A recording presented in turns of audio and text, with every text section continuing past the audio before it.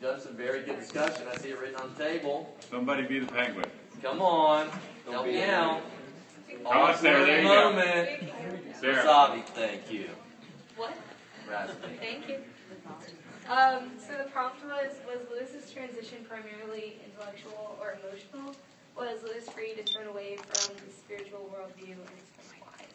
So for me, with my little group of people, we talked about how his initial turn towards faith in general was fueled by emotion because of his mother dying. He prayed because of that, but he treated it as an intellectual process, which is most of why he turned away, because it was less of a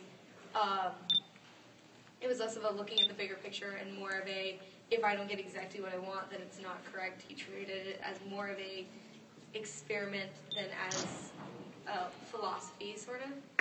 And we also said that was why he was free to turn away, because he didn't have emotional ties to it, and he didn't treat it as kind of a personal belief system, and instead treated it as a failed experiment. Okay. All right. Who else responded to that prompt? Lane?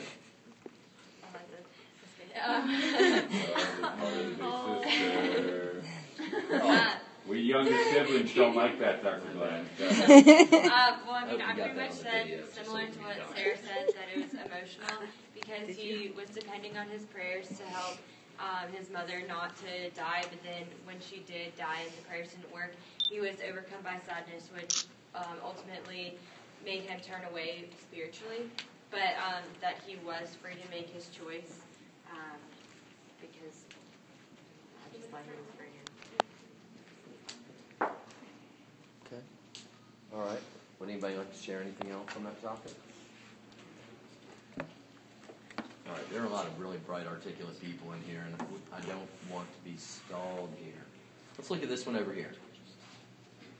Maya, help me out. Read the prompt for me, please.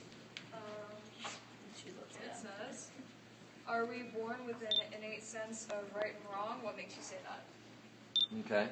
I know there was a lot of discussion over there, so someone who's addressed that question, and we've just finished the morality unit, so the innateness of right or wrong is very relevant. What's some of the thinking here that we shared? I'll just say what the general one was. It was kind of like a blank slate versus kind of like you're born with structure, you're born, and I know some people said that combination versus nurture, like you're born with like the sense and like the nature versus nurture aspect of yourself to define like the difference between them. And yeah, like the mental scaffolding you're born with. Like if you're born with structure and like you build upon it when you're born, or if you're born with a blank slate and your experiences are what build your scaffolding. Okay. Rachel? I think, did they watch the TED Talk too? Yes.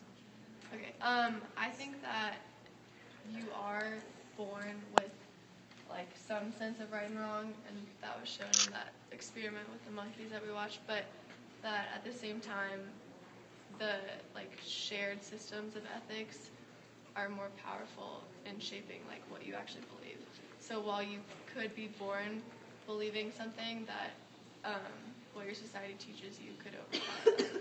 So the common shared knowledge can redirect that initial scaffolding, if we accept that there is some, or the idea that McKay brought up, that it's a tabula rasa, and that it's that shared experience throughout our life that actually shapes it. Okay? What are you thinking, Ms. Luke-Bloff? When I saw Rachel's comment, made me stop and think, and then I thought we saw the monkey thing too, and she wrote that. But I think that although we're all born with the ability to perceive and to be able to understand cause and effect type of reactions, we're not born with innate morals, but rather we need to we learn and we pick up lessons through either watching and understanding patterns that we see. When we do this, like this happens, we have the ability to notice that, but it's kind of like our responsibility to learn which way is right and what type of effect we want to happen, in addition to the responsibility of those around us to teach us which way is in the society ethically right. So let me see if I can clarify. So the idea that we're born with a blank slate with nothing, you would say maybe no real knowledge, but the mechanism by which we can process our experiences to define that and create knowledge, you would say, is there. So it's not knowledge in and of itself that we're born with, but the ability to process, like cause and effect. Or if you see it once, you can understand that it could possibly happen again. Or if it's present, there might be a time and a place that it's not present. And with those mechanisms, or I think what called categories, then we can define our experiences. Right, which is why like the monkeys are able to like I don't think that when they're born that they're innately able to say, okay, that's right, that's wrong, like that's fair, that's not fair. But after seeing something happen over and over, they understand what's fair and not fair. Okay. So experience, it's the combination of the experience with some maybe built-in mechanisms. Right. Okay. I've often thought about this before and tried to explain it, and thought about it almost like an Excel spreadsheet. The mechanisms and the formulas are there, but until we feed in the data, the experience, it really doesn't have any meaning. And so they begin to define the meaning. You can't have the knowledge without the formulas, but again, the formulas without the data, the experience, also empty. Does that make sense? Okay. All right, thanks, guys. I tell you what, tomorrow, follow these directions. Let's upload those essays, and then we'll report directly.